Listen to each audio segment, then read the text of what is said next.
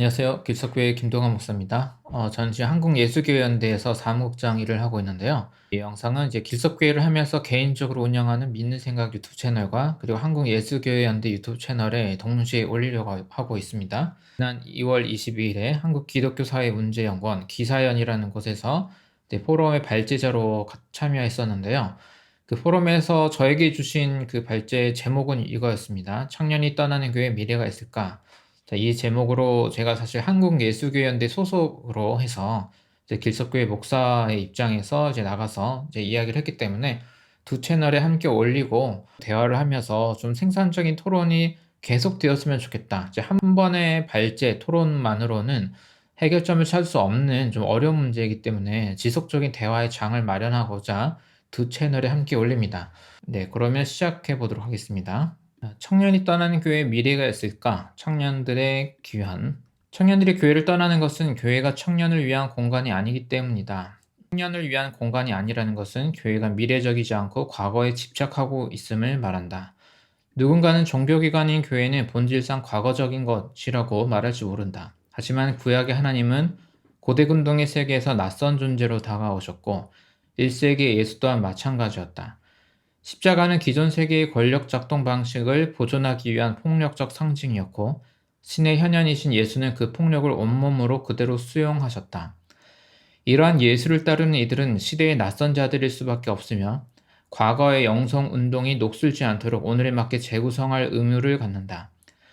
교회는 재구성의 의무를 저버렸기 때문에 녹슬었다. 새로운 세대는 녹슨 공간에 함께하지 않는다.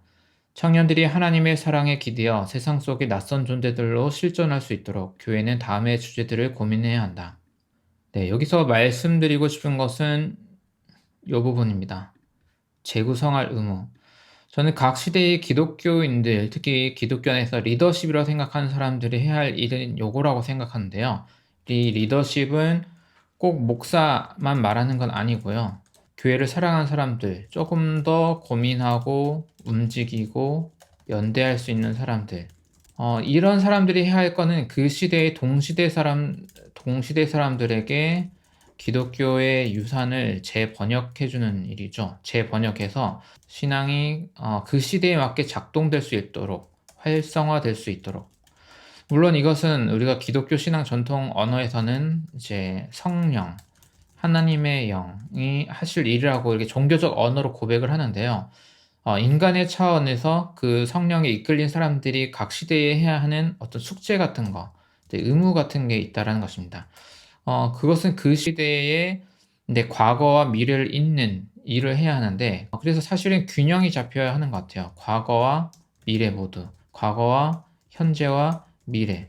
근데 제가 조금 이제 그 발제 제목을 이제 미래라는 단어를 줘서 조금 강조하기도 했지만, 지금 제도권 교회는 사실 과거의 어떤 교회 전통, 교리, 뭐 이런 걸 좀 중요하게 생각하는 거잖아요. 본질적으로 각 시대의 청년들은 현재적이고 미래적인 존재들인데, 여기서 오는 충돌이 있다라는 것입니다. 자, 예를 드는 겁니다.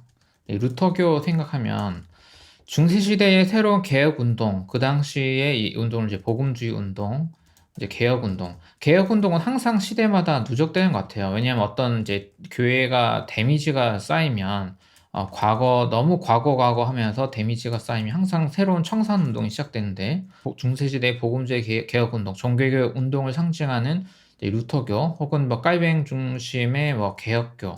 저는 이제 개혁교 전통에서 참여를 해서 이제 조금 더 깔뱅 중심의 신학을 배워왔는데, 신학교에서는.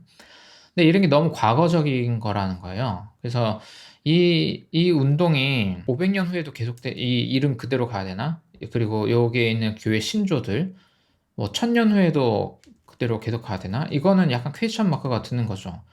장로교에서 세례할 때, 교육받을 때, 웨스트민스터 신앙 고백. 요거 하거든요? 이거 되게 옛날 거잖아요. 근데 장로교 합동도 이거 했고, 합동은 좀 더 중요하게 생각하고, 통합도 이거 하고, 아니, 지금 각 시대에 맞는 신앙 언어들이 필요한데, 너무 옛날스럽다는 거죠. 특히 예를 들어서 제가 루터교를 디스라는 건 아니고, 루터교 아주 친한 목사님도 있고, 존경하는 목사님도 있는데요. 요 이름도 저는 조금 고민해 봐야 할 필요 있다고 생각해요. 이제 남성 목회자 이름이잖아요. 교회 운동을. 500년 전엔 당연히 이게 중요한 문제가 아닐 수 있어요. 그런데 지금 2000년대를 살아가는 사람들에게 어떤 새로운 운동의 이름, 교회 교단 운동이나 이런 거 할 때 이 이름을 계속 쓴다는 거는 아무래도 최근 100년 사이에 생겨난 성평등 젠더 개념에서 조금 어렵다고 저는 생각해요. 물론 그럼에도 요게 더 중요하다고 생각하는 사람은 당연히 이걸 고수하는 게 좀 더 합리적이라고 할 수도 있는 거고요. 근데 그게 아닌 경우도 많다는 거예요.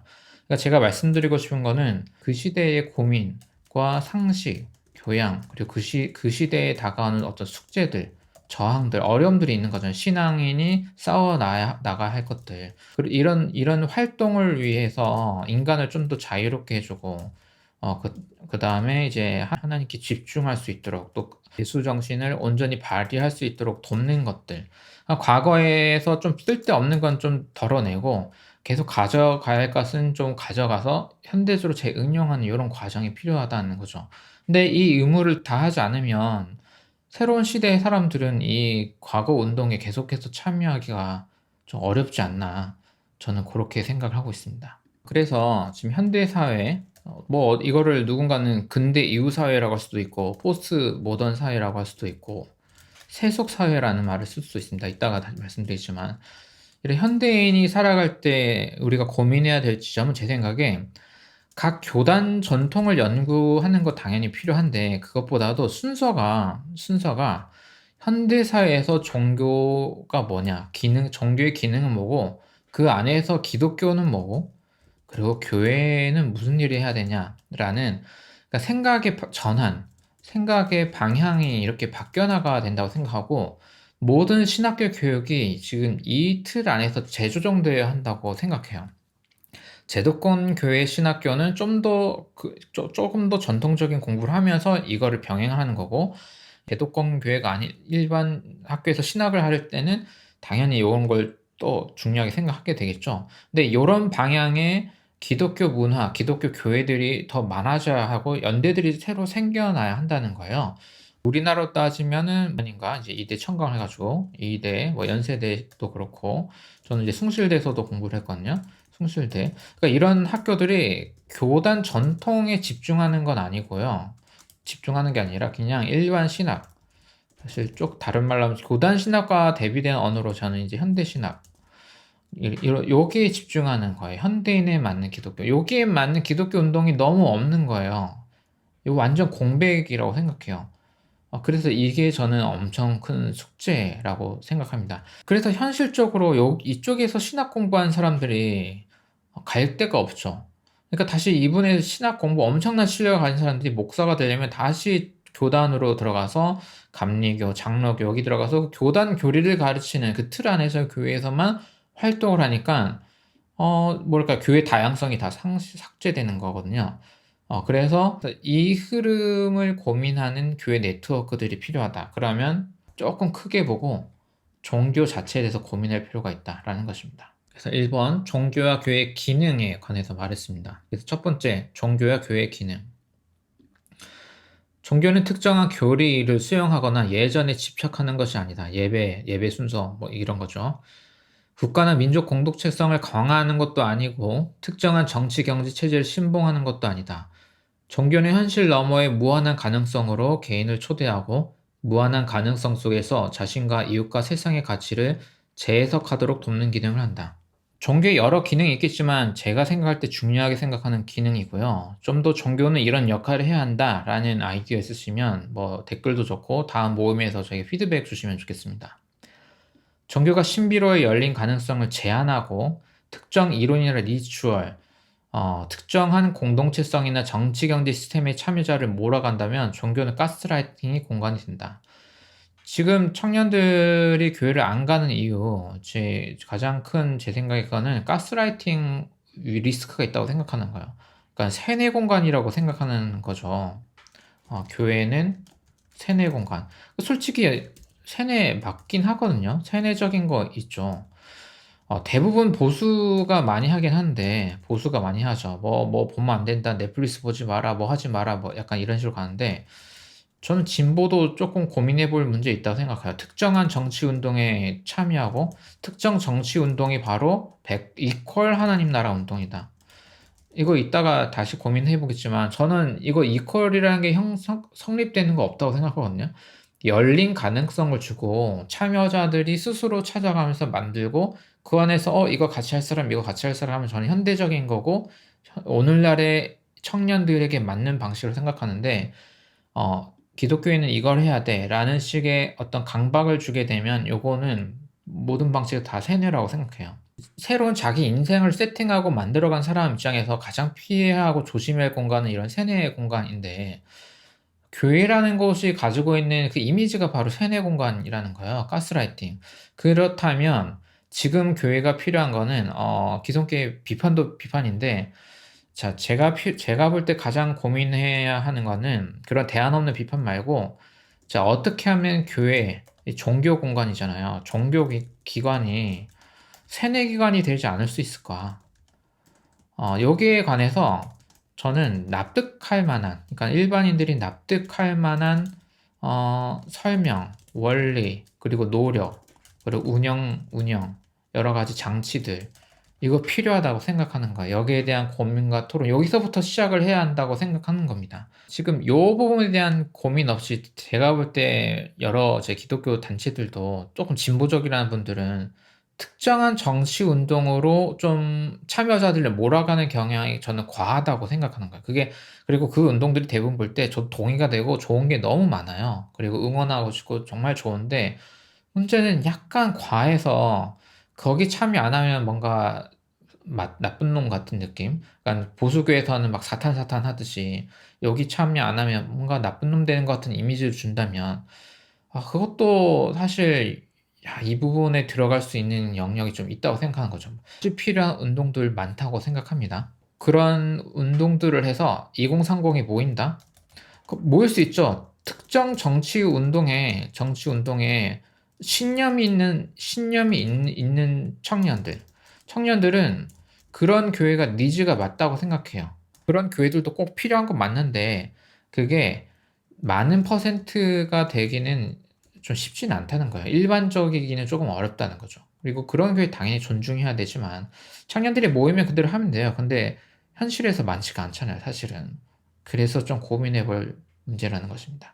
그래서 저는 여러 새로운 운동을 고민하는 목회자들이나 신학자들이 어떻게 하면 가스라이팅이 되지 않을 수 있는지에 대한 이론부터 현실적 운영부터 뭐 기도는 어떻게 해야 되고 이런 모든 아이디어들 지금부터 엄청나게 브레인스토밍하고 토론하고 발전시켜 나가야 한다고 생각하거든요. 일단 저는 이게 포인트라고 생각합니다. 넘어가겠습니다. 그리스도교는 예수 사건, 예수의 말과 행동, 삶과 죽음 등 저는 이 부분 동등하게 중요하다고 생각합니다. 어떤 분들은 과도하게 이쪽으로 가기도 하고 어떤 분들은 과도하게 이쪽으로 가기도 생각하는데 이거 다 중요한 거라고 저는 생각해요. 로 촉발된 따뜻한 신비에 입각한 종교다. 따뜻한 신비라는 말을 썼는데 저는 여기서 기독교의 독특성이 있다고 생각해요. 예수 사건으로 보여주는 건 신의 이미지가 이렇게 어쨌든 우리가 종교 언어로 사랑이라고 쓰는 아가페라고 사랑이라고 하는 여러 종교에서 이제 여러 가지 그 영성의 깊은 단계로 들어가는데 기독교가 가진 독특성은 여기에 있고 이런 무게중심을 다주면 이제 우리가 다종교 사회에 살고 있을 때 기독교만이 매력이 뭐냐 할 때 저는 도그마가 아니라 따뜻한 플러스 신비에 대한 열린 가능성 플러스 합리성이죠. 왜냐하면 기독교만큼 신학교가 이런 전문 연구 대학이 많은 데가 또 있을지 모르겠어요. 불교도 분명 많고 다 많겠지만 기독교는 전 세계적으로 대학이 많잖아요. 연구자들 많고. 그래서 저는 합리성의 매력 엄청나다고 생각하거든요. 물론 우리나라 교회 빼고. 근데 거기에 대해서도 신비에 대한 열린 가능성 또 열어줄 수 있어야 하는데 1번으로 독특한 점은 저는 따뜻함이라 생각해요. 예수 사건이 주는 독특한 따뜻함. 여기로 가야지 여기서 도그마, 이신칭이니 뭐니 막 이렇게 가버리면 너무 고대적이고 뭔가 매력도 없고 약간 그렇게 될 수밖에 없지 않나라는 것입니다. 예수가 속했던 공동체의 경전, 우리가 구약이라고 부르는 거를 예수의 사랑으로 재해석하고 예수를 필터링으로 생각해서 이제 이 해석 틀을 가지고 다시 보는 거죠, 성경을. 예수 사건으로 생겨난 신앙의 운동의 유산을 각 시대에 새롭게 재해석하는 종교다. 기독교라는 것 정체성 자체가 재해석이라는 것입니다. 교회는 1차적으로 성경에 입각한 종교기관도 아니고 하나님의 직접적 음성을 전달하는 종교기관도 아니다. 1세기 신앙운동의 유산을 이어받아 새로운 상상력을 가지고 각 시대의 현대인들의 종교적 삶을 돕는 기관일 뿐이다. 따라서 교회를 점검하는 지표는 앞선 세대의 언어와 리추얼을 잘 반복하는지에 있는 게 아니라 각 시대의 사람들에게 유효한 신앙의 길을 제시해주고 있느냐라는 것이다. 이런 면에서 교회 세대 단절 현상은 교회의 존재 이유에 대해 근원적 질문을 던지게 한다. 왜냐하면 유효하지 않은 이야기를 많이 하고 있기 때문에, 남발하고 있기 때문에 세대 단절이 이어지고 있다라는 것입니다. 여기서 1차적으로 성경에 입각한 종교기관 아니다라는 요거 할 때 성경 사랑하시는 분들이 약간 상처받을 수 있는데, 성경만 가지고 한다는 게 아니라는 거예요. 그러니까 우리가 성경을 이제 하나님의 어떤 뜻이 담겨 있는 플러스 사람들의 신앙 고백이라고 보잖아요. 이 두 가지가 같이 있다고 보는 거잖아요. 근데 여기서 요거는 신비거든요. 하나님의 뜻이 어떻게 되면. 근데 여기 사람들의 신앙 고백이라고 할 때는 요거는 신학으로, 합리성으로 어느 정도 추론하는 거잖아요. 그래서 1차적으로 성경대로, 성경적으로 이런 거는 시작부터가 틀린 수밖에 없다는 거야. 왜냐하면 우리는 성경이 태생적으로 이렇게 섞여 있고 이게 분리 불가분의 것이라서 항상 여기는 이런 하나님의 무언가가 담겨 있을 거라는 가능성을 두고 그냥 이 텍스트를 해석할 뿐입니다. 다만 이 해석을 교회기관이라면, 전문적인 종교기관이면 거기에 맞는 전문성, 책임감에 맞게 해석하는 것이고, 그 위에서 뭔가 리추얼을 재조정하고 교회 운영을 재조정하고 어떤 설교의 언어를 재조정할 뿐이라는 것이죠. 그러니까 성경 안에 모든 해답이 있어서 어떤 해석도 필요 없이 절대적인 계시를 가지고 있냐? 그렇지 않다라는 말에서 성경이 입각한 종교기관 아니다. 그리고 하나님의 직접 음성 전달한 종교기관도 아니다. 목사가 이 맞는 목사가 소명을 받아갖고 음성을 듣어서 되냐? 개인적으로 그런 종교 체험이 있을 수 있습니다. 저도 종교 체험 해가지고 20대 때 기독교인 됐습니다. 그 전에 교회 한 번도 가본 사람 아니에요. 근데 어떠한 종교 체험이든 거기에는 주관적인 거거든요. 주관적 해석이 들어갈 수밖에 없어요. 뭐가 보이고 들리고 뭐 어쩌고저 아무리 신비적이고 뭐 현실에서도 뭐 정말 놀라웠게 뭐 때려 맞추고 뭔가 정말 온갖 일이 다 일어난다고 해도 그것은 주관이에요. 주관적 신비인 거예요. 그게 객관적으로 신의 음성이다. 이럴 수 없는 거라는 거예요. 이런 주관적 체험은 너무나 중요하고 종교인의 삶을 역동적으로 만드는 아주 소중한 거라서 절대 필요한 거죠. 그런데 이거는 어느 목사가 성도들에게 어떠한 루트를 만들어서 이 루트를 연습하면 이 체험의 길을 갈 수 있습니다. 이럴 수 있는 차원의 것이 아니고, 개인의 삶 속에서 이런 어떤 표현을 하는 게 적절할지 모르겠지만 우발적이라고 할 수도 있고, 아니면 신성의 간섭이라고 할 수도 있고, 그 안에서 일어나는 것일 뿐이거든요. 그러니까 이 목사가 조절할 수 있는 것도 아니고, 목사가 전화 걸어서 신에게 뭐 텍스트 받거나 음성 듣거나 이런 식으로 전달받고 할 수 있는 차원의 것이 아닙니다. 근데 한국 교회에서는 이런 느낌이 너무 많다는 거예요. 요 위에서는 민주주의고 나발이고 그냥 다 때려 부시는 거예요. 그냥 중세로 돌아가는 거고, 이렇게 말하면 중세 연구자들 좀 짜증날 수 있겠지만 안 좋은 의미에서 중세를 말하는 거예요. 그냥 자, 내가 들었다, 너네는 받아 적어라, 이런 방식으로 되는 거잖아요. 요거는 너무 위험하다는 거예요. 그 위험도는 세계 교회 중에서 무슨 돌아다닌 건 아니지만 한국 교회가 잘 체감을 했고, 이게 얼마나 무서운 결과를 낼 수 있는지 이제 알잖아요. 모든 윤리가 무너져요, 이렇게 되면. 자, 이게 아니라는 것을 저는 그냥 깨끗하게 인정하고, 그럼에도 불구하고 그 열린 신비의 가능성 안에서 교회 공동체가 이 성경과 교회 전통을 토대로 얼마나 전문성 있고 책임감 있게 신성을 만날 수 있는 가능성을 열어줄 수 있고 안내할 수 있는지, 거기에 대한 객관적 그 긍정을 받아낼 수 있도록 노력해야 한다라는 것입니다. 자, 넘어가겠습니다. 2번, 종교의 내용. 과거의 교회 전통의 언어와 내용을 배우는 것은 모든 그리스도 교인의 의무가 아니다. 그것은 하나의 선택사항일 뿐이다. 과거를 이해함으로 다양한 교회 전통을 존중하는 관대함을 가질 수는 있다. 하지만 예수의 신성과 인성, 삼위일체, 이신칭의 등의 고대 중세의 교회 담론을 교회에 입문하려는 사람에게 강요하는 것은 폭력이 될 수도 있다. 현대인들이 고대 이론을 수용하기는 쉽지 않기 때문이다. 과거의 신앙 담론을 이해하고 외우고 수용해야만 교회의 일원이 된다고 하면 그것은 신앙의 길을 좁히는 불신앙의 행동이다. 제가 신학교 가서 몇 년 동안 한 게 사실 이거거든요. 지금 이거 고대에서부터 중세, 근대, 현대까지 요 담론들 공부하는데 시간을 너무 쓴 거예요.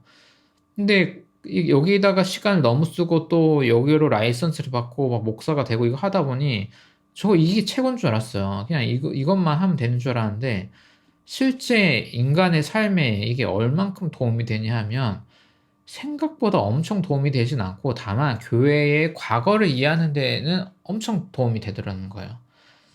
현대 신학에서는 요 틀을 벗어난 고민들이 엄청나게 많고 또 그 안에서 모든 현대 신학이 다 유효한 건 아닌 것 같아요.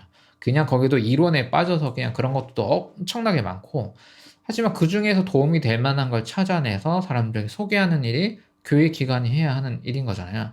근데 이제 여기에 강박적으로 빠져 있으면 이거 수용 OX 여기 가가지고 여기 O 되면 사람 교회로 다 들어와. X야? 너 빠져. 근데 교부들 얼마나 중요한데. 어거스틴 하면 몰라? 아타나시우스가 이렇게 말했는데 몰라? 이레니우스가 한 말 안 들을 거야? 뭐 이런 식으로 가면은 이거 좀 어려워요. 그러니까 이런 담론을 제일 좋아하는 사람이 오늘날 개혁교회 운동을 한다는 사람들인데 개혁교회 운동이 사실은 그 당시에 동시대성에 맞게 그 당시의 현대성에 맞는 기독교 운동들인데 이게 과거의 운동, 수백 년의 운동을 그 이름 그대로 그냥 문제주의로 개혁만 가져와서 고대 운동을 하고 있는 거예요. 고대 종교 운동을 하고 있는 거. 깔뱅이 어쩌고, 누가 어쩌고. 이게 전통적이고 멋져 보일 수 있는데 이거 너무 강조하면 오히려 현대인들이 신앙을 입문하는데 방해가 될 수밖에 없다는 거예요. 그러면 기독교 전파하는데 방해되는 거잖아요. 이신층이 예수 믿어야 뭐 어쩌고저쩌고. 자, 이 토론이 그렇게 극렬하게 들어간 배경을 이해하고 오늘날 믿음과 행동 그렇게 분리되는 거 아니잖아요. 이거 어떻게 할 거냐가 중요한 거지. 이거 논쟁 이거 과거 이거 공부 얼마나 도움이 되겠습니까? 물론 교회 리더십, 목회자들은 고대 중세의 운동, 요 토론도 잘 이해하고 소개하는 것 중요하다고 생각합니다. 네, 그것은 이제 옵션이라는 거죠. 기독교 신앙의 중심이 아니라. 그래서 이 점프를 하는 데 있어서 제가 볼 때 약간 키 포인트가 되는 분, 제가 지금까지 살펴본 사람 중에는 폴 틸리가 좀 중요하다고 느껴졌어요. 폴 틸리는 이제 독일 신학자였다가 이제 나치 히틀러 시대 때 이제 미국으로 넘어와서 유니언 신학교에서 가르쳤고 그다음에 이제 은퇴하고 하버드에서 가르쳤던 사람인데요. 자, 폴 틸리는 1951년 성서 종교와 궁극적 실제 탐구 이거 번역됐습니다. 그래서 인격적 존재로서의 신은 상징으로서만 작동해야 한다 주장했다. 이러한 폴 틸리 주장은 1963년 출판된 존 로빈슨의 신의 기술치기 요 책도 번역됐습니다. 라는 책을 통해 대중적으로 알려지게 되었다. 사람이 하나님의 신성을 맞이할 때는 하나님이 인간 수준의 인격적 존재로 다가오는 것은 당연한 일이나 자 이것은 우리가 종교 언어로 하나님 인격적으로 만났냐 이거 좋다는 거예요. 저는 이거 아주 중요하고 폴 틸리도 그걸 부정하는 거 아닙니다. 그런데 문제는 뭐냐면 하나님을 인격 수준으로 축소시키고 대상화해서 욕망을 들어준 존재로 투사하게 되면 문제가 생길 수밖에 없다. 우리가 기독교의 독특성은 따뜻함이 있다고 말했잖아요. 그래서 우리가 신을 체험할 때 기독교 배경 안에서는 하나님의 사랑을 체험하게 되는 거거든요. 그런데 그렇다고 해서 신에게 뇌가 있고 되뇌가 있고 뭐 손뇌가 있고 눈 두 개 있고 뭐 하나님 막 걸어다니고 있고 뭐 에덴 동산 걸어다니고 모세 못 찾고 있고 자 그런 텍스트들이 있다 한들 그걸 토대로 신은 인간과 같은 거구나.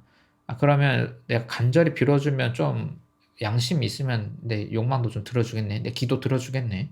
이런 식으로 생각하는 거 안 된다는 겁니다. 이거는 성경 교육을 좀 그렇게 가르치는 것도 있고요. 그래서 한국교회 목사들은 마치 모세가 하나님과 대하듯이 신의 뜻을 분명히 알고 있고 성도들은 자신들의 말만 들으면 된다. 이런 방식. 요거 폭력적 언행 일삼는데 이런 거 1900년대 중반부터 1900년부터 이제 세계 교회는 많이 고민하고 있었다는 것입니다. 이게 얼마나 무서운 결과를 낼 수 있는지. 그러니까 이제 성서학적으로는 이런 방식의 고대인들이 이런 방식으로 신을 묘사하는 거는 그 시대, 그 시대의 동시대성에서는 현대적인 묘사거든요. 신을 그런 방식으로 묘사해서 신의 어떤 것을 알려주는 거. 근데 이게 1000년이 지나고 2000년이 지나고 현대인이 됐는데도 그 컨텐츠를 재해석하지 않고 있는 그대로 해석하는 수준에 있으면은 문제가 있다라는 것입니다. 물론 이제 뭐 4세, 5세, 6세 약간 요 정도의 아이 발달 단계에 있을 때는 신을 좀 요런 식으로 묘사하는 게 필요할 수가 있어요. 그런데 초등학교 들어간 사람부터는 조금 이제 이 성경이라는 경전 텍스트를 토대로 신을 신답게 해석할 수 있는, 상상할 수 있는 가능성을 열어주는 토대로서 성경을 가르쳐야 되는데 좀 이상하게 문자주의로 가르친다는 거죠. 이거는 신을 축소시키는 거기 때문에 제 생각에 굉장히 불경한 행위입니다. 인격신으로 축소시키고 나와 같은 존재로 그냥 완전 내리 깔아 뭉개버리는 불신앙의 행동이라는 거예요. 하나님과 통화하고 카톡하듯이 소통하는 듯한 발언하는 목사들 설교, 사실 목사들이 문제죠. 그런 방식의 설교가 넘쳐나고 있기 때문에. 어. 근데 이러고 있는데, 자, 어릴 때부터 요게 완전 세뇌다, 가스라이팅 된 사람들은 그걸 듣는 걸 좋아할 수 있어요. 왜냐면 그걸 들을 때 너무 따뜻해지고, 안정감을 느끼고, 아, 저분이 신과 저렇게 대화하고 있으니, 내가 저분과 이 공간에 있고, 아, 그럼 내가 하나님과 가까워지는 거구나. 이런 방식으로 가스라이팅 될 수 있는데, 그 교회라는 장의 바깥에 있는 사람들이 볼 때는 이게 얼마나 무섭게 보이는지 좀 알 필요가 있어요. 진짜 무시무시한 공간이에요. 그런 공간에 청년들이 교회 갈 수 있을까? 성경이 아무리 신비로워 보이고 성경 너무 궁금해도 교회 가면 그냥 인생 끝장난다는 거 생각하는 거거든요. 가면 안 될 공간이 될 수밖에 없는 거예요. 자, 이런 논의, 이게 보네포, 나치 시대 때 저항했던 기독교, 루터교 조신학자인데, 보네포가 이야기하는 성인들의 세계, 현실 속에서 자율적으로 살아가는 세대에게 그런 교회는 너무 마술적으로 보인다. 주술로 보인다.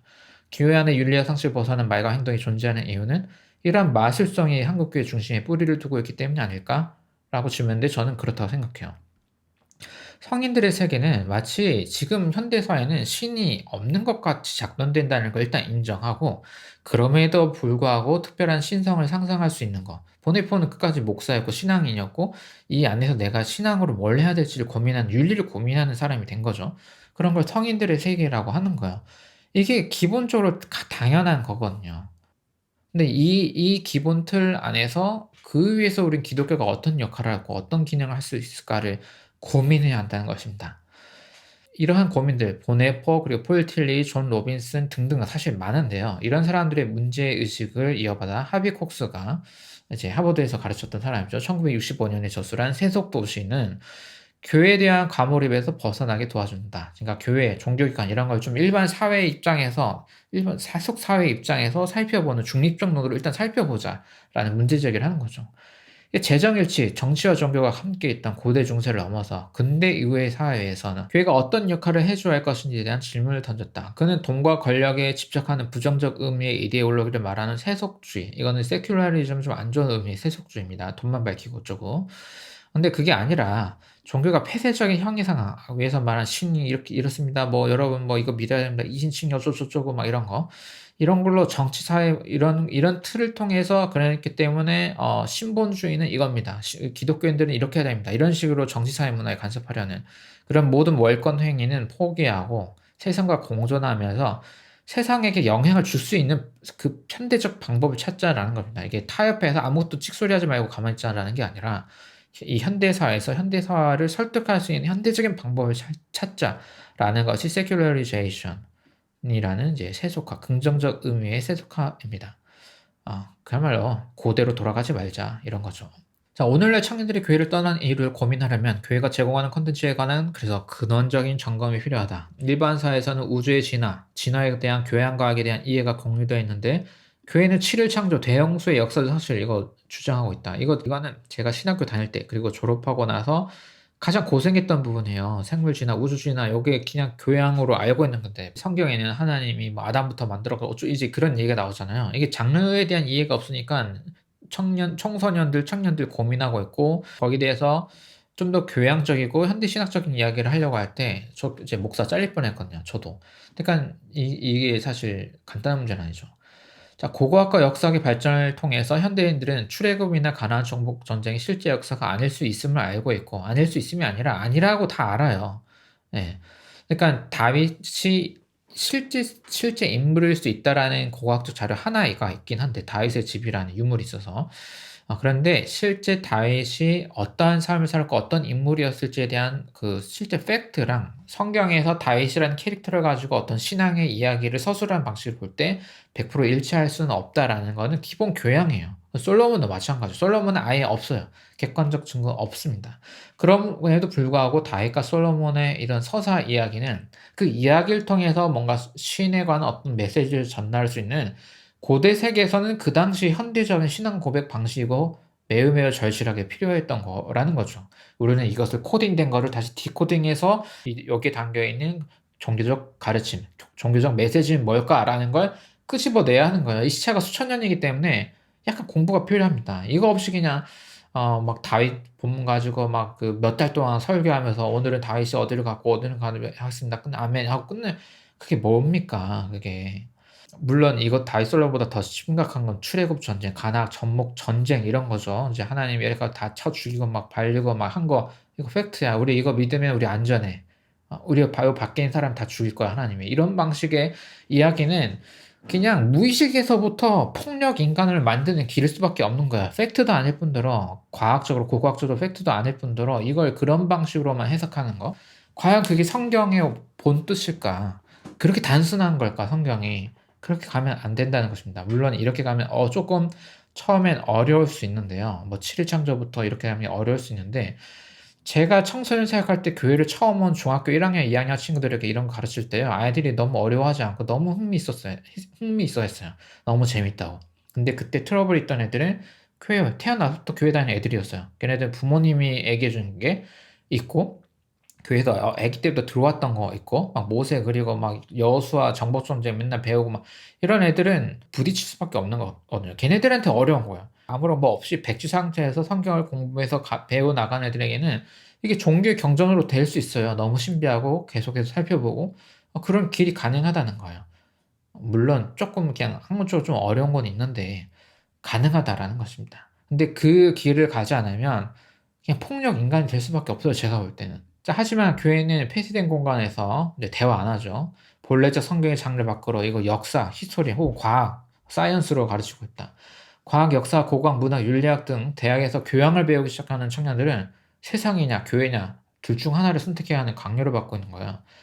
세상의 모든 지식을 사탄이 만들어낸 허구로 이해하고 예배당에서 운명되는 이야기가 진리라고 가스라이팅 당할 것인가, 일반 사회 교양을 택할 것인가. 여기에 따라서 내 친구 관계들이 바뀌죠. 직업 선택 바뀌어요. 어, 그러니까 생활의 자기의 인생의 방향이 바뀔 수도 있다는 거예요. 근데 교회가 이렇게까지 폐쇄적이고 위험한 이야 컨텐츠만 가르치는 공간이 되어버리니까 아무리 신에 대한 호기심이 생기고 예수에 대한 호기심이 생기고 성경 배우고 싶고 이래도 교회 함부로 갈 수 없는 공간이 되는 거거든요.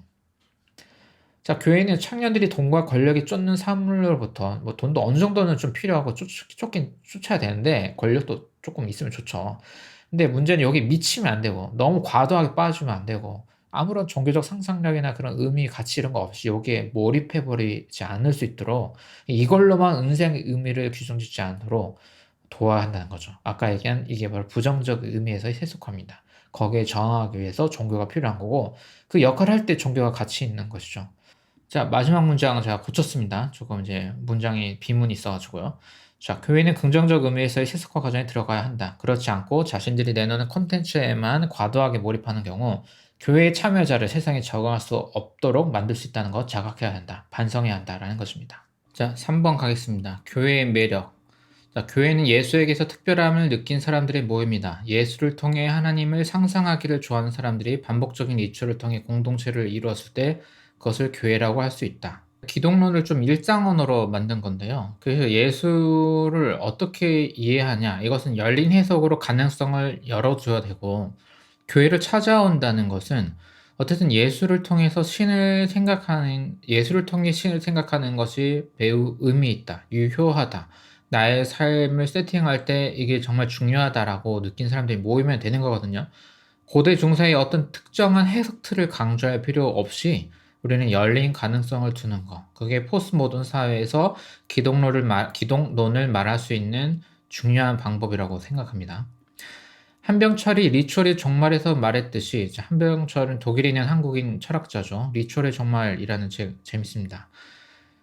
한병철이 리추얼의 종말에서 말했듯이 공동체 없는 소통에 익숙한 개인이 삶을 나눌 수 있는 공동체를 잃어버리면 고립 속에서 불안과 우울에 빠질 수밖에 없다. 리추얼은 삶을 안정화하고 개인을 응원하는 공동체 네트워크를 만드는 힘이 있다. 그럼 기독교에서는 이제 예배, 예전 순서 뭐 이런 걸 수 있고, 그냥 일반적으로 이제 다양하게 쓰이는 거죠. 오늘 요즘 청년분들은 리추얼을 이제 개인이 뭐 하루를 시작할 때 무언가를 한다거나 반복적으로 하는 루틴 같은 걸 설명하기도 하는데, 한병철 철학자는 그 리추얼을 싫어하지만 저는 그것도 인정해줘야 하는 리추얼이라고 생각하고요. 근데 한병철이 말하는 건 예전에 마을 공동체에서 마을 단위로 오는 어떤 반복적인 삶, 그런 루틴들이 옆 사람과 실질적 대화를 하지 않더라도 우리가 항상 익숙해지고 그다음 함께 하고 있고 연대감이 만들어지고 그러한 전통적인 마을 공동체에서 만들어진 그런 것들을 소통 없는 공동체라는 말을 써요. 그만큼 안정적인 거죠. 근데 안정적이지만 또 젊은이들 입장에서는 그게 가지고 있는 고정관념이 얼마나 파괴적인가, 얼마나 강박적인가, 거기에 대한 불만도 있는 거거든요. 이제 한병철 철학자는 이제 거기까지 가진 않아요. 하지만 공동체 없는 소통, SNS 닉네임으로 만나는 그런 커뮤니티, 여기 말하는 게 커뮤니티인데 여기 대비되는 얘기거든요. 소통 없는 공동체와 공동체 없는 소통이. 이제 여기에 익숙한 개인들은 어느 정도의 고립 안에서 불안과 우울의 문제가 있다. 근데 이거는 사회학적으로는 맞는 말 같아요. 불안과 우울의 문제, 그러니까 이런 여러 가지 새로운 기술과 네트워크들이 많이 발전하면서 사람들이 소통할 수 있는 방법은 많아지는데 역설적으로 더 고립되고 더 불안해지고 더 우울해지는 문제가 발생하는 건 전 세계 공통 현상이거든요. 그래서 그런 면에서 저는 이 리추얼과 공동체의 문제를 말하는 요 이슈가 우리가 고민해 볼 지점이 좀 있다고 생각하는 것입니다. 그러니까 그런 면에서 이 철학자는 리추얼의 필요성을 강조하고 있는 거죠. 하지만 소통 없는 리추얼이 개인에게 끼친 피해도 가볍게 생각할 일은 아니다. 이거는 제가 만든 언어예요. 한병철의 책에서 이런 단어들을 조합해서 이거는 우리 기독교 따지면 예배 순서 없이 만든 예전, 그리고 어떠한 커뮤니티, 어떠한 친밀감도 형성하지 않는 그 예배 그 자체, 뭐 그런 거를 이제 소통 없는 리추얼이라고 제가 말을 만들었습니다. 이런 게 개인에게 끼친 피해도 가볍게 생각할 거 아니다. 어릴 때부터 교회를 다니는 경우 의미를 공감하지 못한 리추얼에 강제적으로 오래 참여했을 때, 그냥 교회에 강제로 오래 다녔을 때 교회에 대해서 긍정적일 수가 없죠. 그냥 그 부정적인 감정이 이제 쌓이는데 여기서 회복될 수가 없다는 것입니다. 그래서 청소년 시절이 끝나면 그 이제 대학교 가든지 뭐가 됐든 부모님 떠나서 다른 지역으로 가게 됐을 때 그 사람이 교회를 다니겠습니까? 절대 교회 안 다녀요. 그야말로 악감정밖에 안 나는 거예요, 교회에. 철학자 한병철과 함께 고민해 볼 사람이 저는 데이터 연구자 송기령입니다. 유튜브 치면 엄청 많이 나와요. 재밌습니다. 핵개인의 시대 책도 추천하고요. 영상도 추천합니다. 요즘 청년들, 그냥 요즘 시대 고민을 이해할 때 저는 매우 좋은 책이라고 생각해요. 거기서 새로운 시대의 자율적 인간을 말한다. 자신이 속할 커뮤니티 스스로 찾아내고 다양한 네트워크에 참여하거나 모임을 창조해내며 자아를 생산해내는 개인들의 시대가 핵개인의 시대인 것이다. 자, 그렇다고 해서 이 송기령이 어떠한 연대, 네트워크 뭐 이런 거 필요 없다. 아니면 요 현대 사회에 뭐 문제 없다. 이런 거 아닙니다. 이런 비판을 늘 받는데 이분은 이런 흐름 속에서 개인이 적응하고 새로운 것을 창조해내기 위해서 무엇을 준비해야 되고 어떤 대비를 해야 되고 어떻게 나아가야 하는지 이런 걸 미래적인 길을 만들기 위해서 이런 표현을 한 거예요. 저는 여기에 되게 공감합니다. 그러니까 한명철 스타일로 가면 그래서 사람들이 이제 물어보면 그러면 세상 떠나가지고 뭐 마을 공동체 하자는 거냐, 뭐 도시 공동체 떠나서 뭐 귀촌 공동체 만들자는 거냐, 뭐 할 말 없는 거예요. 실제로 목사님들 그런 분들도 많고요. 근데 그게 정말 대답일까? 아니면 막 돈 다 걷어갖고 막 하는 자급자족 공동체 만들자. 그게 대안일까?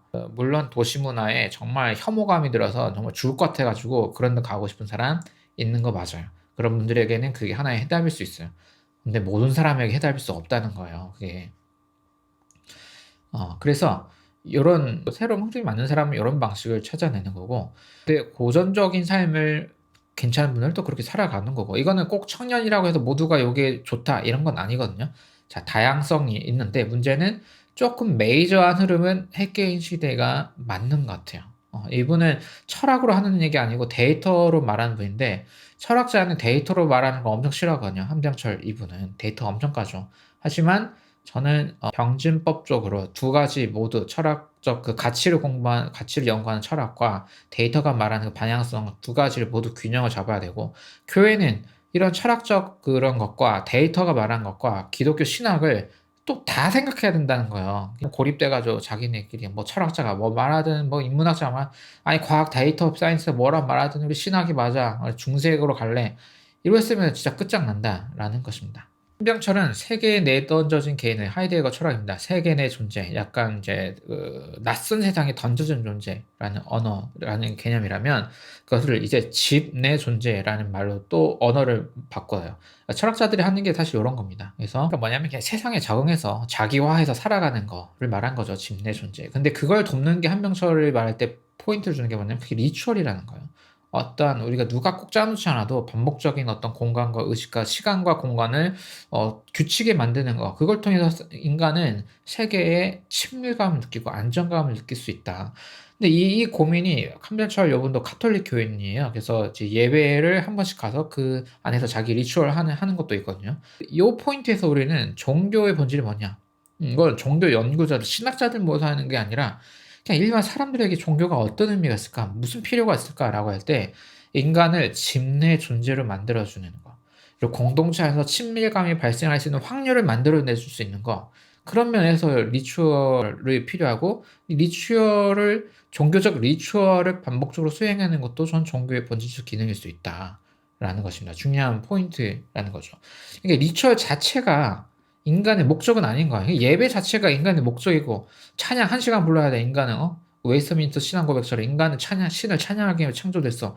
그런 거 아니라는 거예요. 이런 리추얼은 이 우주, 이 세계 안에서 나의 존재적 위치와 지위를 안정화시키고, 그리고 그 리추얼의 참여자들이 자연스럽게 뭔가 커뮤니티, 공동체 이런 걸 만들어갈 수 있는 그런 우발적 기회를 항상 만들어내는 일. 그렇다면 종교는 굉장히 의미 있는 거라는 거죠.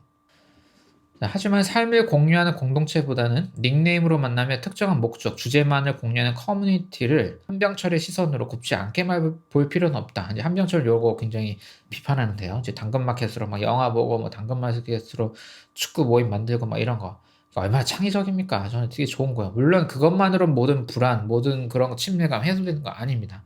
그런데 그런 커뮤니티 하다가 찐친 생길 수도 있어요. 저도 사실은 잘은 몰라요. 그게 되는지 안 되는지 모르는데 무조건 나쁜 거 이럴 필요는 없다라는 것입니다. 삶을 공유하는 공동체의 숫자는 개인에게 한정적이며, 커뮤니티는 한정적인으로 소통 가능한 숫자를 초월하면서도 타자와 연결되는 공간이다.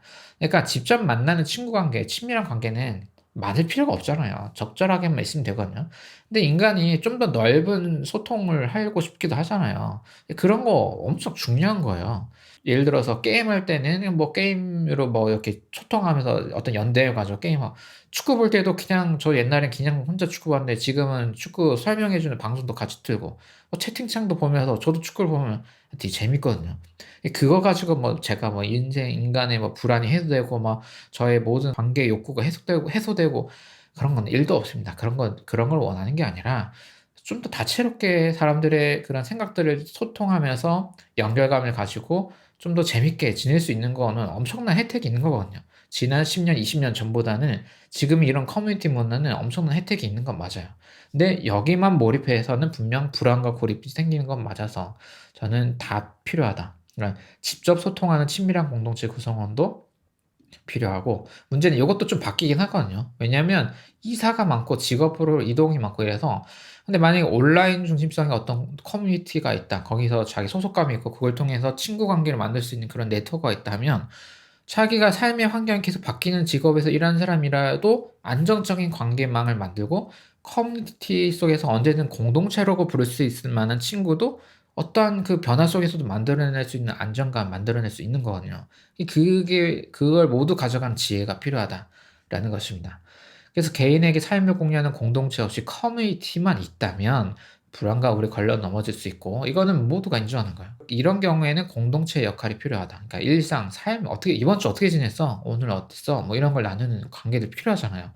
그런 신앙과 삶의 실존. 왜냐면 어려운 것도 좀 나눠야 되고 응원도 해야 되고 필요할 땐 서로 기댈 수도 있어야 되고 그런 응원할 수 있는 유대감 있는 관계. 특히 신앙 안에서 그런 관계가 있을 때 신앙은 개인에게 지속 가능성을 확보해 주는 역할을 하죠. 근데 반면에 이제 어떤 청년분들은 이미 신앙을 나누는 그런 공동체라고 할 수 있는 특별한 관계, 가족일 수도 있고 친구일 수 있어요. 그런 게 이미 있는 분들이 있는데 그분들에게 교회는 커뮤니티 역할만 해 줘도 되는 거예요, 그분들에게는. 이미 굉장히 가깝게 그런 거를 소통하고 있는 분이 있다면 교회를 오는 이유 중에는 그냥 리추얼 자체가 필요한 거일 수도 있고요. 그러니까 카톨릭 가서 뭐 성당 예배 드리고 자기 찐친들이랑 신앙 고민도 나누고 이렇게 분리시켜서 할 수도 있고요.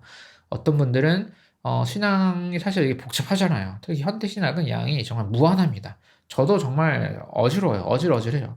그렇기 때문에 이거를 혼자 하긴 좀 어려워서 그걸 교회에서 해야지 뭐 어디 가서 하겠습니까? 교회에 와서 같이 좀 얘기도 들어보고 좀 창의적인 아이디어, 그런 해석과 적용의 아이디어 그런 거 얻는 공간으로만 사용하고 싶다.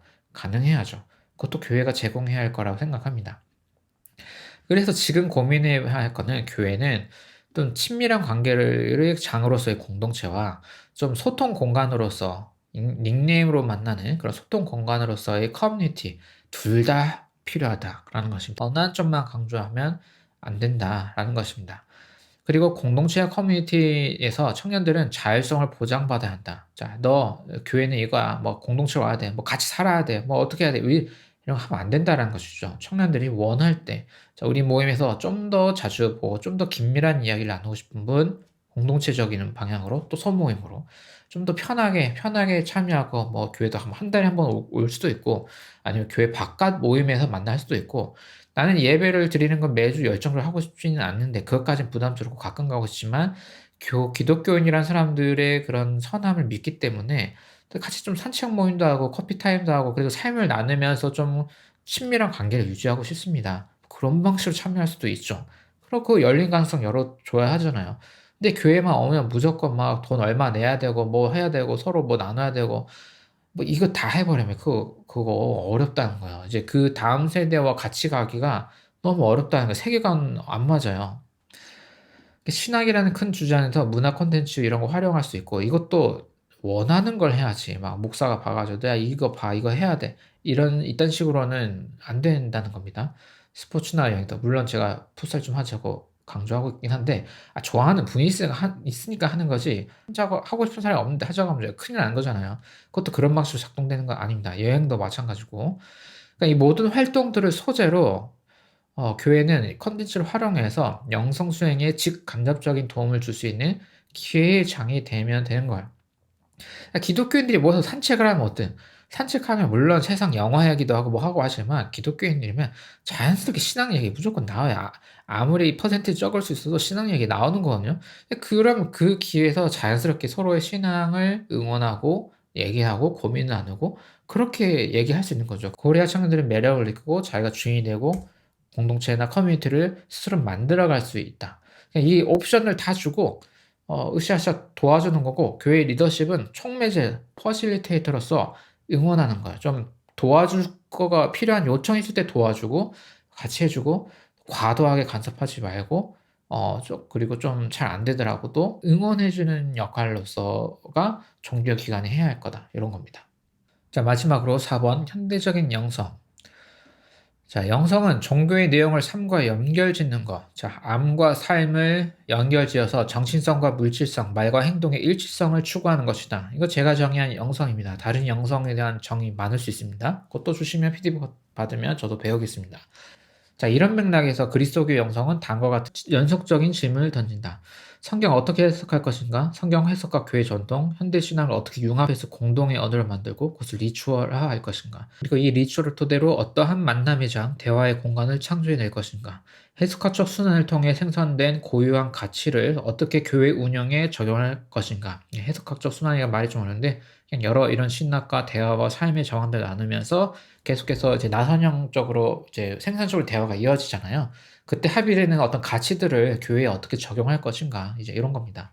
그리고 참여자들은 어떻게 스스로 신앙의 가치를 내면화하고 실현해 갈 것인가. 그러니까 공동으로 할 수 있는 게 있고 일상에서 개인이 해야 할 영성의 영역이 있는데 어떻게 밸런스를 맞출 것인가. 그러니까 이런 질문들이 그냥 줄줄줄줄 나온다는 것이고 영성은 여기에 대해서 머리로만 답변하는 게 아니라 이제 마음으로 행동으로 답변하는 게 이제 영성의 과정이다라는 것입니다.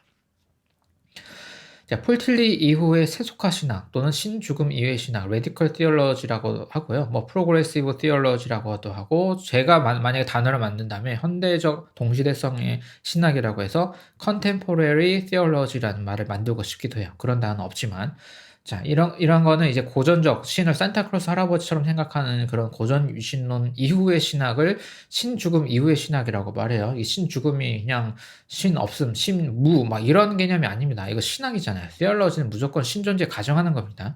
거기 근데 이제 고전 유신론의 종말을 얘기하는 그러니까 이제 현대적인 신학을 하자라는 의미에서의 radical theology 신죽음 이후 신학이고 이거를 조금 다른 맥락에서 세속화 신학이라고도 할 수 있죠.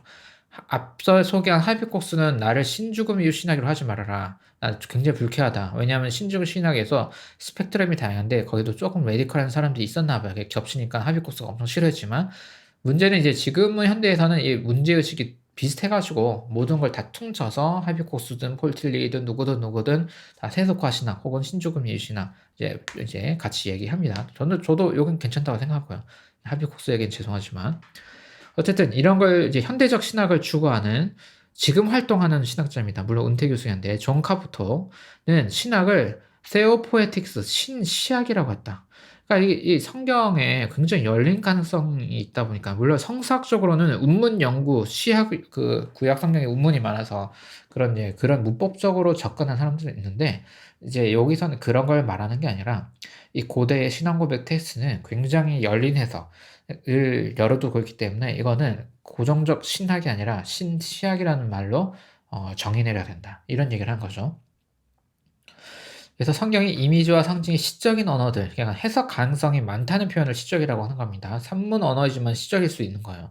시적인 언어를 통해 신성을 가리키며 따라서 성경은 다양하고 풍성하게 해석할 수 있다는 것이다. 그러니까 이분은 해석학을 가르치는 분인데 포스트 모던 해석학을 갑니다. 예를 들어서 제가 책을 써서 작년에 이제 책을 냈으면 해석자들이 다양한데 삶의 정황에서 다양하게 해석을 하는 거잖아요. 해석의 자유는 책을 쓴 사람에게만 있는 게 아니고 해석하는 사람들이 각자만의 방식으로 생산물을 다시 만들어낼 수 있다. 해석을 다시 할 수 있기 때문에 어느 한 권력 하나가 이 텍스트는 이겁니다라고 절대 진리로 연결 지어서는 안 된다는 게 현대사회에서의 교양이에요. 이거 그냥 대학교 가면 다 이렇게 배우는 거예요.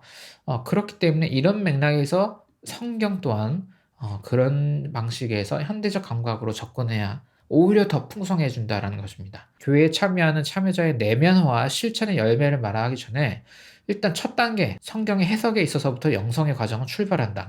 해석할 때 어떤 매너도 이미 스피리추얼티 이미 영성의 첫 출발이라는 거야. 뭐냐? 해석 다양성 존중해야 돼. 나만 오라 내 해석만 맞아. 그런 배타적 태도는 이미 거기서 출발한 영성의 과정은 이미 배타적일 수밖에 없다는 겁니다. 그 중에서도 신뢰만 하고 다양성 인정하면서도 하지만 좀 더 신뢰만 하고 책임감 있는 해석, 좀 더 공론화돼서 될 수 있는 해석이 무엇일지를 고민하며 그렇게 나온 해석이 그 해석과 어울리는 매너로 예전 안에서 언어화되는 것이 설교다라는 것이죠. 네, 이거 설교까지 가는 건 이제 저의 추가적 해석이에요.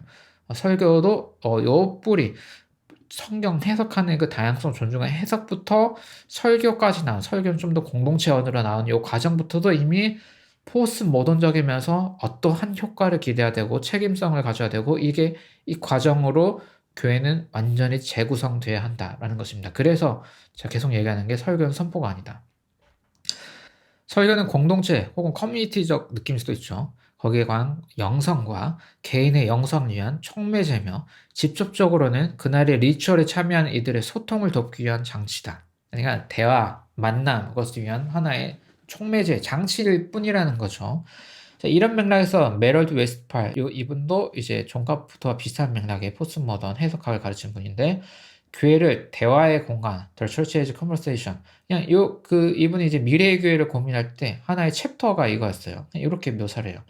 특정한 교리나 예전 순서나 이런 게 교회의 제1 상징이 아니다. 다양한 개인들의 선의에, 그러니까 우리 선의가 무조건 누구든 이 해석 틀은 무조건 있는 거예요. 그리고 그날의 해석 다양성이 만나면서 충돌이 생기죠. 거기서 어떤 서로 배우고 배워지면서 만들어지는 걸 이제 이 철학에서는 지평융합이라는 언어를 쓰거든요. 새로운 만남과 해석의 만남과 만남을 통해서 서로 성장하는 거, 그 지평융합, 그 공간을 바로 교회, 종교적 담론을 대화를 통해서 서로의 성장을 도모하는 공간을 교회라고 할 수 있는 거죠. 그러니까 리추얼은 이런 지평융합으로서의 공간을 위한 보조적인 장치라는 거예요. 순서가 그냥 이 대화나 소통보다도 이 순서, 뭐 이런 거가 먼저 앞서 있으면 이거는 고대적이다라고 할 수 있는 것입니다. 교회가 함께 의논해야 하는 것은, 좀 고민해야 되는 것은 특히 이 리추얼에 사용하는 예배, 기도 언어다. 왜냐면 현대인이니까 당연히 고대 언어를 그대로, 자, 성경 말씀대로 그대로 읽는 게 문제가 아닌 거예요. 그게 성경을 존중하는 것도 아니고 그게 신을 존중하는 것도 아닌다는 것이에요.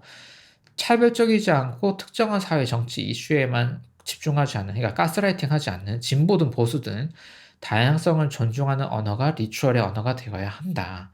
특정 기도 방식을 개인에게 강요해서도 안 되고, 뭐 통성 기도해라, 방언 기도해라, 침묵 기도만 해라, 뭘 하면 안 되고, 저는 침묵 기도를 좀 더 추천하지만, 그거는 개인이 여러 가지 해보면서 찾아야 되는 거고, 아니면 전통의 새벽 기도, 한국인만 하는 거야, 전 세계 기독교인 중에. 새벽 기도처럼 특정한 집단 기도 행동을 요구해서도 안 된다는 거죠. 자, 이거는 그냥 기본 매너예요. 그냥 여기 너무 빠져 있는 분들은 이거 안 하면 정말 신앙도 없고 정말 나쁜 XX 이렇게 느낄 수 있는데, 조금만 발표해야 되는 현대인이, 성인이 그냥 현대 사회에서 새벽 몇 시에 일어나서 어디 나와갖고 뭐 해라 이거를 강제할 수 있는 그런 거 안 돼요. 기독교 안에서도 이거 모두가 하는 거 아니거든요. 그러니까 이게 너무 좋아. 이걸 좋아하는 사람이 모여서 그럼 당연히 하면 되죠. 근데 모두가 해야 돼 하는 약간 그런 건 아니고, 저는 이게 저는 이제 목사로 살다 보니까 친구들 맨날 여기 새벽 기도 끌려다니잖아요. 뭘 느끼냐면 새벽에 강제적으로 깨나갖고 이거 하느라고 정신이 맑지가 않네요. 창의성이 박탈돼요. 에너지가 없어요. 병만 나요. 저 이거 그래서 새로운 기독교 운동, 한국에서 새로운 기독교 운동 안 일어난 이유 중에 라이프 스타일이 이미 도시 문화로 해서 아침에 일어나서 좀 혹은 밤에 뭐 하려고 혹은 밤에 좀 늦게 자고 이런 분들 많은데, 목사님들도 옛날 요거 새벽 기도 스타일, 라이프 스타일이 좀 강제되니까 두 개 짬뽕 돼가지고 수명 단축되는 목사님들 많거든요. 그래가지고 창의적인 교회 운동 안 된다고 생각해요. 물론 새벽 기도를 통해서 엄청나게 신앙 열정하는 목사님들도 있겠죠. 있을 수 있는데 안 그런 분이 좀 더 많다, 제가 볼 땐. 마지막으로 교회 정치 참여, 이건 열린 토론 주제라고 할 수 있다. 기본적으로 교회는 정치적 중립을 지켜야 하지만, 이건 제가 작년에 책에서도 많이 얘기했는데, 자, 인권에 해당하는 주제는 교회가 집단 행동할 수 있다. 그러니까 집단 행동을 할 수 있는, 종교 공동체가 집단 행동할 수 있는 게 뭘까는 우리가 잘 고민해야 되는 것 같아요. 여기 신중하지 않으면 이것도 청년들과 빠이빠이 할 수밖에 없어요. 그러니까 이것도 우리가 생각할 때 좋은 게, 그냥 우리가 너무 성경 하기 전에 그냥 뭐 기독교든 불교든 무슨 종교든 종교 모임이 특정한 정치적 활동을 할 때 어떤 태도, 어떤 매너, 어떤 주제 해야 될까를 조금 더 차분하게 넓은 시야로 고민할 필요가 있는 것 같습니다. 다만 사회 수많은 주제 중에 각 개의 교회가 어떤 데 집중해야 될지 정할 때 저 필요한 건 일단 대화예요. 대화 없이 그냥 우리 교회 온 사람 이거 참여해야 돼, 아니면 그런 설교만 계속 반복해서 한다. 저는 아무리 방향성이 좋은 거라도 이 과정이 좋지 않으면 이게 과연 기독교적인 것일까? 여기에 대해서 좀 회의적입니다. 자, 그냥 지금 급한 활동가에게는 좀 지루해 보일 수 있겠지만, 대화 동의 없이 행동만 있는 공간은 아까 지평융합이 공간이 아닌 거예요. 저로서는 사실 납득할 수는 없습니다. 커뮤니티와 공동체 특징을 모두 가지는 교회는 신성에 대한 감각으로 에너지가 생겨난 개인들이 자유로운 대화를 통해 나와 이웃을 어떻게 사랑하고 또 우리 사회 구조 문제에 어떻게 참여할 것인지 자율적으로 정하고 여러 실험을 해볼 수 있도록 여유를 주어야 한다. 빈 공간을 주어야 한다는 것이죠. 그리고 신앙의 열정을 존중하고 실험적 실천들의 실패 가능성을 허용해 줄 때, 특히 이제 청년분들은 실수하고 실패하고 이거 당연한 겁니다. 네. 물론 이제 윗세도 당연히 실패하고 한 건데, 좀 더 실패를 많이 하는 나이잖아요. 그거를 좀 이제 매너 있게 봐줄 필요가 필요하죠. 그럴 때 청년들은 교회가 안전하면서도 창조적인 영성의 공간이라고 느낄 것이다. 일단 발제문 이렇게 준비했었고요. 저도 요 고민은 계속 하고 있는 고민이라서 뭐 요 이야기가 100% 맞고 뭐 절대적이다 이런 거 전혀 아니고 이제 비판적인 토론, 대화를 통해서 조금 더 의미 있는 이야기로 진행될 수 있기를 기대해 봅니다. 네, 그래서 이렇게 마치겠습니다. 감사합니다.